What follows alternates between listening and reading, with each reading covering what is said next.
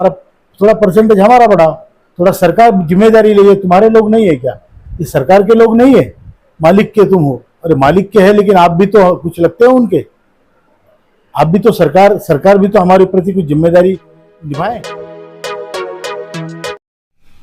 आदाब, नमस्कार, सत श्री अकाल। मैं अब्दुल कलाम, आप देख रहे हैं द कलाम न्यूज़। साथियों, जिस तरह से सरकार 4 राज्यों विधानसभा के 4 राज्यों को चुनाव को देखते हुए उथल पुथल करते हुए दिखाई दे रही है।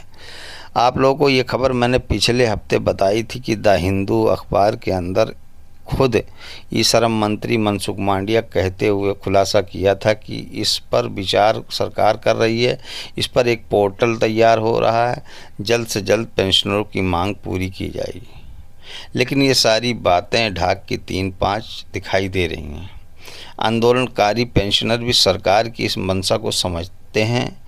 जब चुनाव आता है तो पेंशनरों की बात होती है, ईपीएफओ की बात होती है। चुनाव ख़त्म होते ही इसको ठंडे बस्ते में डाल दिया जाता है। लेकिन इस बार ऐसा नहीं होगा।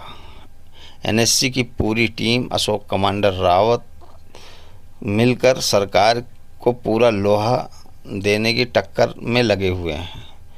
उधर महाराष्ट्र में आंदोलन, उधर हरियाणा में आंदोलन, सरकार को घेरने की पूरी तैयारी हो रही। सरकार से उनकी बराबर बातें हो रही हैं। कमांडर अशोक रावत जी का कहना है कि अभी नहीं तो कभी नहीं। ये 4 राज्यों के विधानसभा चुनाव से पहले सरकार पर दबाव बनाना बहुत ज़रूरी है। अगर सरकार अभी हमारी बात मान जाती है तो उसको बहुत फ़ायदा मिलेगा, वरना उसको अपनी भुगतान भुगतने के लिए तैयार रहना चाहिए।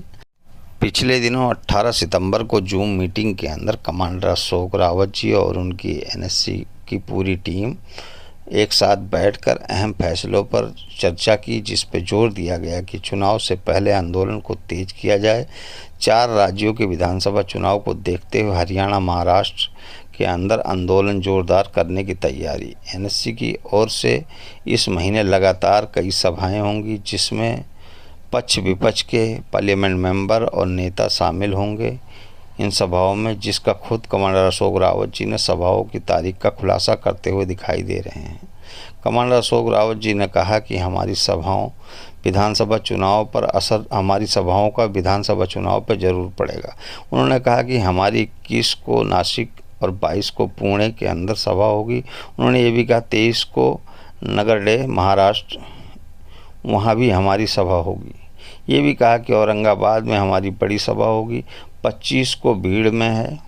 सोलापुर, अमरावती और महाराष्ट्र के कई अन्य अलग अलग राज्यों में उनकी बड़ी बड़ी सभाएं होंगी।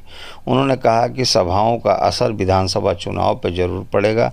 हमने पिछली बार भी कहा था कि लोकसभा चुनाव में इसका असर आप लोगों ने देखा।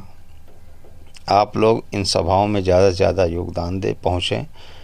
1 अक्टूबर को मुंबई गांधी मैदान के अंदर बड़ी महासभा होगी, जिसमें देश भर के ईपीएन 95 पेंशनर मौजूद होंगे। लगातार ईपीएन 95 पेंशनरों की सभा चलती रहेगी, साथ में सरकार से भी बात होती रहेगी। इसी क्रम में 27 सितंबर को ईपीएफओ ऑफिस का घेराव ईपीएन 95 पेंशनर देश भर में करेंगे, जिस पर सरकार पे दबाव बनेगा और सरकार उनकी बातों को मानेगी। आपको अगर ये वीडियो अच्छी लगी हुई हो तो कमेंट करें और लोगों में शेयर करके पहुंचाइए। मैसेज बहुत ज़रूरी है। चैनल को सब्सक्राइब जरूर करें। जय हिंद, जय भारत।